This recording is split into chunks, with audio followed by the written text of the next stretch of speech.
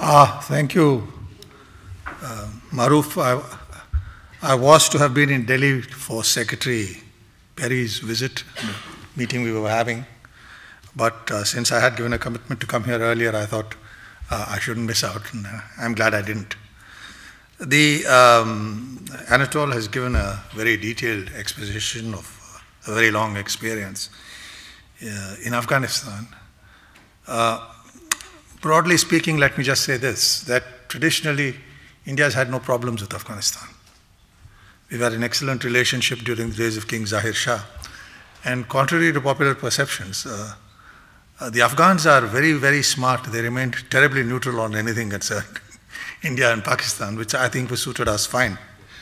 The current developments have been somewhat different. I myself, my experience with the Taliban was such that I wouldn't really categorize them as allies of the Sisters of Charity of Mother Teresa.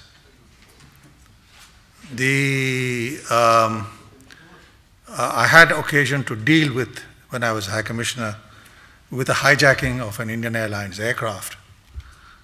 And let me tell you that at every stage, the Taliban colluded with the hijackers. They lied to us, they lied to me during the first 5 days of the negotiations. And they really went their own way. And it was quite interesting, the nexus which emerged when I was there. The nexus which was put together by Mullah Omar in February 1998, when he established an organization called the International Islamic Front for Jihad Against Jews and Crusaders, which brought together the Taliban and the Al-Qaeda, the Islamic Movement of Uzbekistan, the Pakistani terrorist groups, including the Harkatul Mujahideen, the Jaish-e-Mohammed, and the Lashkar-e-Taiba, quite obviously with the backing of the Inter-Services Intelligence of the Pakistan military. In fact, if you go through the book called Crossed Swords by Shuja Nawaz, a Pakistani and a brother of a former army chief, I suddenly realized that when General Ziauddin was visiting Kabul and I was High Commissioner, I was wondering why he had gone there. Apparently he had gone to ask the Taliban for 30,000 volunteers to hold the hilltops in Jammu and Kashmir, just before the Kargil conflict. So my own experiences, I told you, of the Taliban, it was odd that my officers whom I sent to Kandahar reported back to me that the persons really handling it were not Pashtun but Punjabi speaking. That has its own meaning. We made some stupid errors. I had left the negotiations by the 29th. But of the 3 persons we released, Maulana Masood Azhar, who shortly after he was released went back to Kandahar and called on Messrs. Osama bin Laden and Mullah Omar, and then organized the attack on the Indian Parliament, as acknowledged by Pakistan's own Director General of the ISI. Omar Said Sheikh, a British national of Pakistani origin, arrested in India, apparently used by the MI6 in Bosnia. He was out to kidnap Americans in India, got arrested. We released him, and there's now evidence to prove that he remitted $100,000 to the leader of the hijackers in the United States. He was responsible for the murder of Daniel Pearl and is still awaiting, sentenced to death by an anti-terrorism court, but living very comfortably in jail with a cell phone, much the way the Lashkar-e-Taiba boys are living at the present moment. So I'm afraid I can't be so charitable about labeling either the Taliban or their backers as I said, as being members of Mother Teresa's Sisters of Charity. I didn't say that. The thing is that the fact is we have a hard life to live. Just a couple of days before I visited Kabul in 2008, Our mission had been attacked. The military attaché, Brigadier Mehta, killed. My own colleague from the Foreign Service, the political counselor, killed. The attack was carried out according to what we learnt, what the Afghans told us, and what the Americans told us, by people from the Haqqani network coming across the Durand line.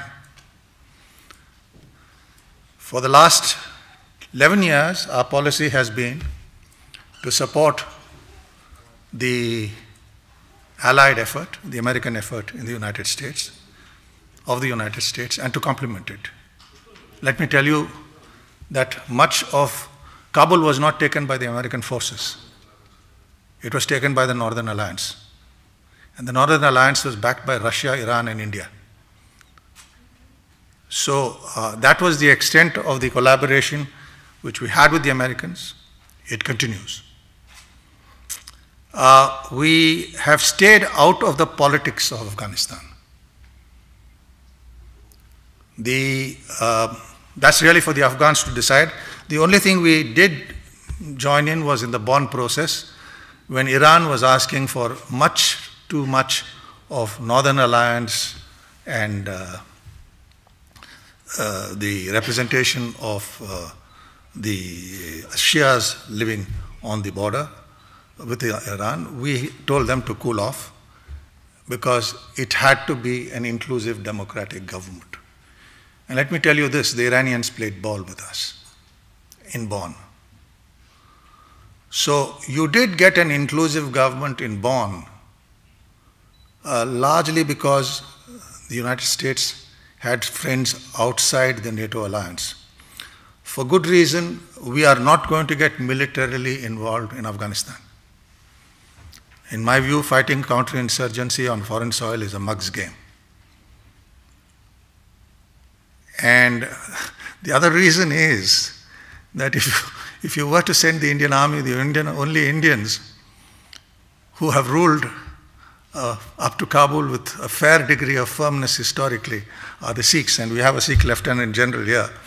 And the Afghans would not exactly welcome that form of Punjabi rule again. So but that is the reality of history.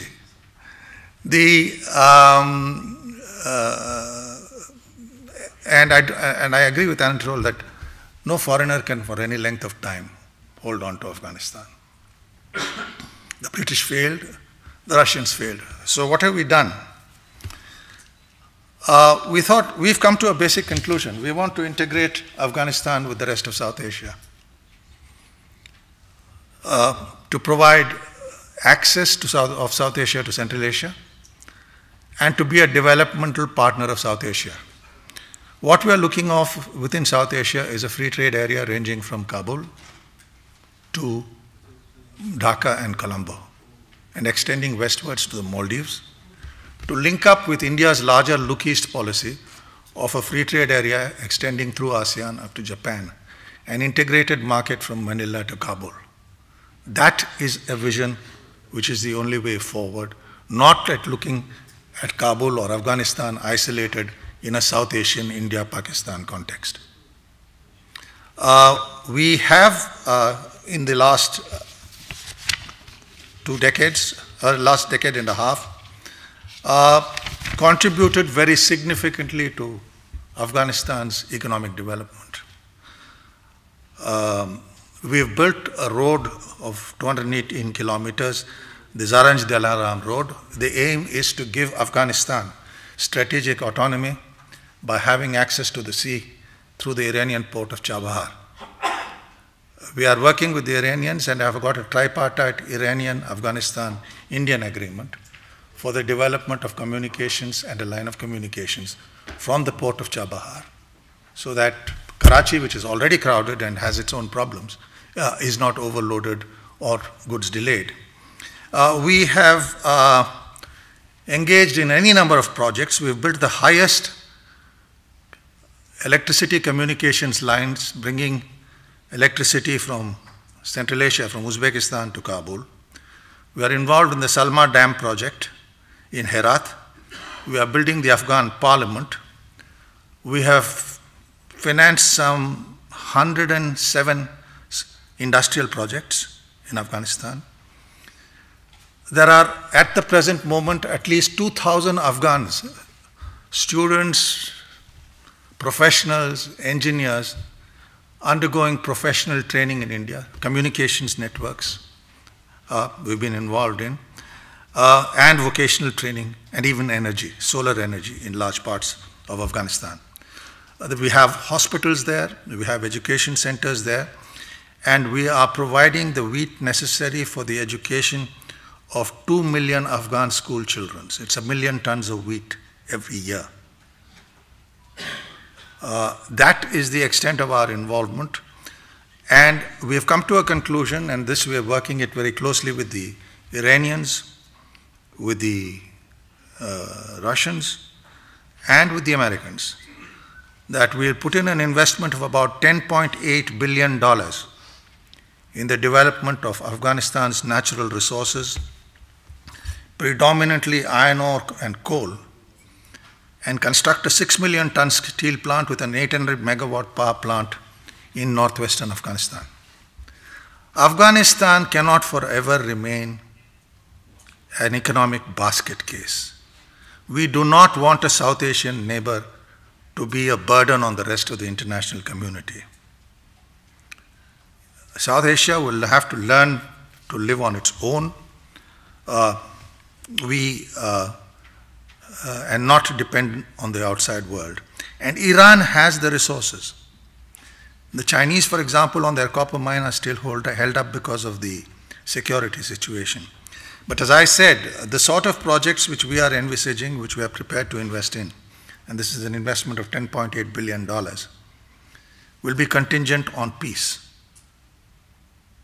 Because true, this largely will be through Herat and the non-Taliban areas where we'll concentrate on, where the highway goes to.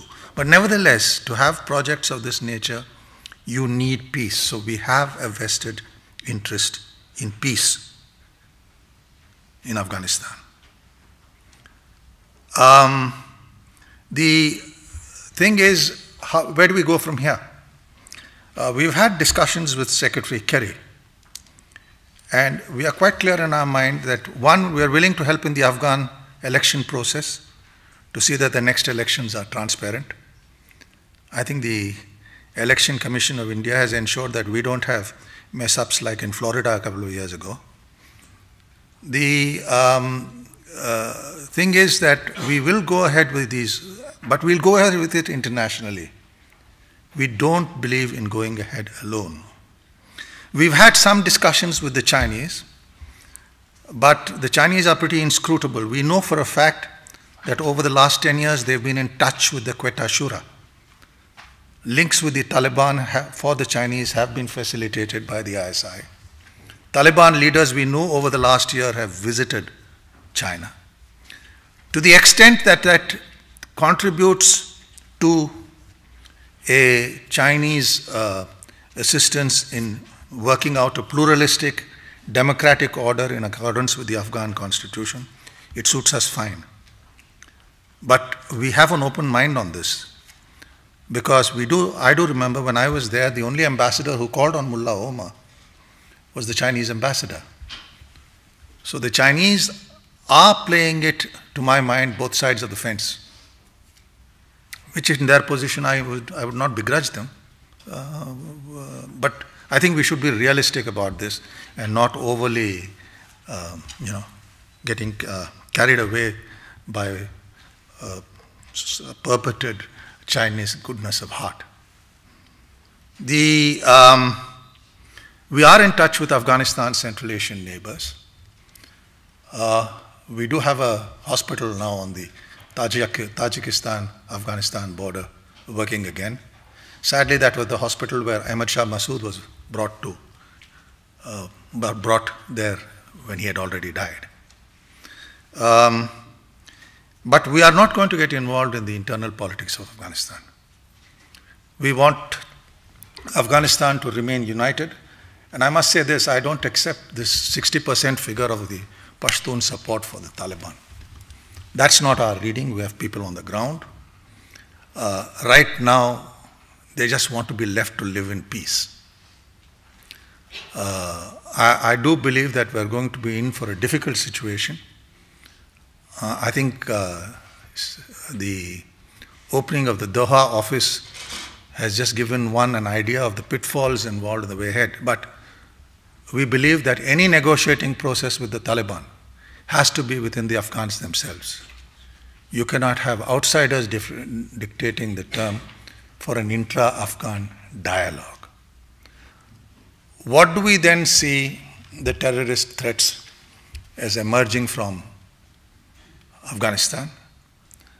At the present moment, I think Pakistan is, I'll give one idea of how comfortable Pakistan is with India.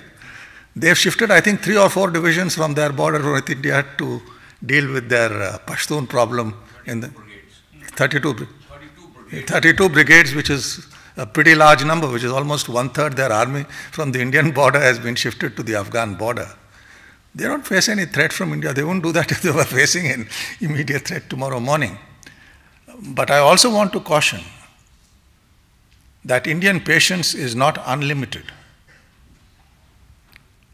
And a repeat from Mumbai would not of a Mumbai-style attack would not necessarily see the sort of Gandhian response which we have given to in the past. I'm personally very happy at the election of Mr. Nawaz Sharif. I am not so sure about the military. Pakistan's 3 stars today are all Zia-era generals, recruited during the period of General Zia. And I think General Zia gave a very clear idea of what his perspectives on Afghanistan were. He said, "We have earned the right to have a friendly regime in Afghanistan. We took risks as a frontline state and won't permit it like it was before to be with Indian and Soviet influence and claims on our territory. It will be a real Islamic state, part of a pan-Islamic revival that will one day win over the Muslims of the Soviet Union. You will see it." Now, as I said, I have fairly large and long experience of dealing with the military. We are seeing, I wouldn't make any real predictions at this point in time, but to believe that this generation will suddenly give up the ambitions, the large-scale ambitions of an Islamized northern border is not a risk which India would be prepared to take.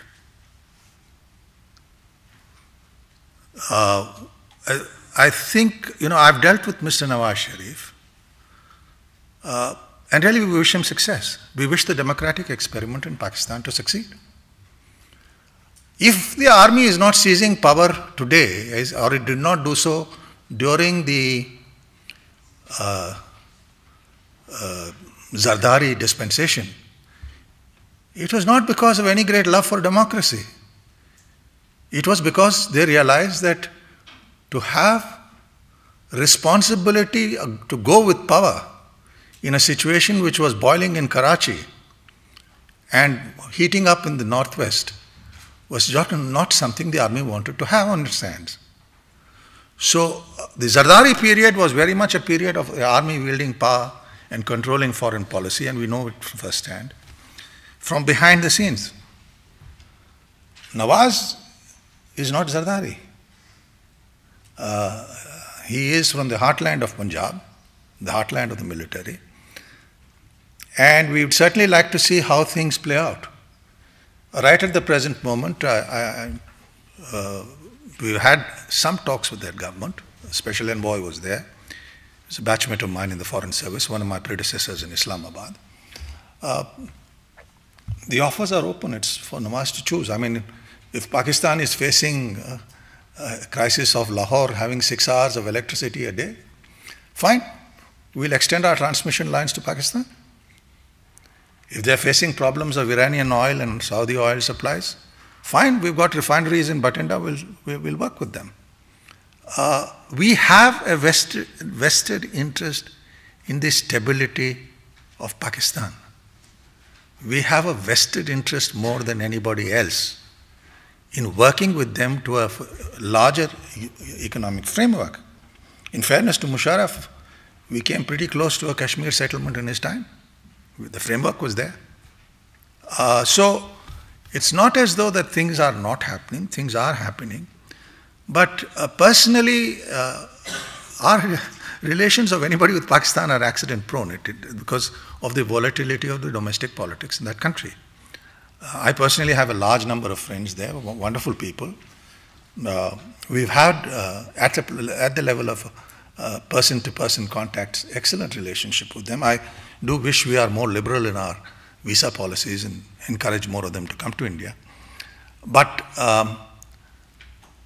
Lashkar-e-Taiba is a permanent asset of the Pakistani military. I have no doubts in my mind.